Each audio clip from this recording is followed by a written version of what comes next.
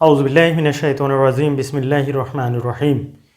প্রিয় শিক্ষার্থী, আজ আমরা রাইট ফর্ম অফ ভার্বের ৬ নং রুল শিখব। তাহলে শুরু করা যাক। সময় উল্লেখ না থেকে কোনো কাজ চলছিল বোঝালে পাস্ট কন্টিনিউয়াস টেন্স হয়। সেক্ষেত্রে বাক্যে দেন, অ্যাট দ্যাট টাইম, ইটিসি শব্দ উল্লেখ থাকতে পারে। যেমন শি ওয়ার্ক, ব্র্যাকেটে এখানে ওয়ার্ক আছে, দেন আমাদের দেন শব্দটি আছে, তাই এটি পাস্ট কন্টিনিউয়াস টেন্স হবে। তাহলে উত্তরটা কি হবে? শি ওয়াজ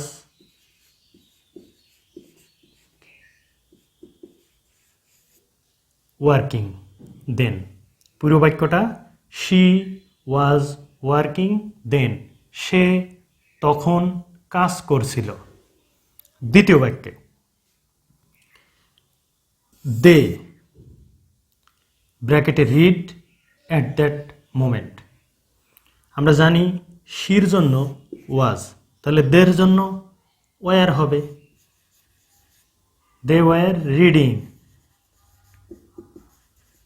তাহলে they were reading at that moment, তারা সেই সময় পড়ছিল। প্রিয় শিক্ষার্থী, বাক্যটি আসলে পাস্ট কন্টিনিউয়াস টেন্স।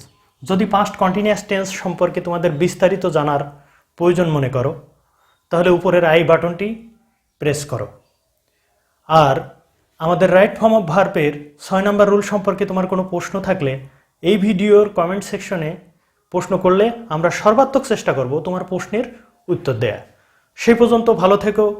আল্লাহ হাফেজ।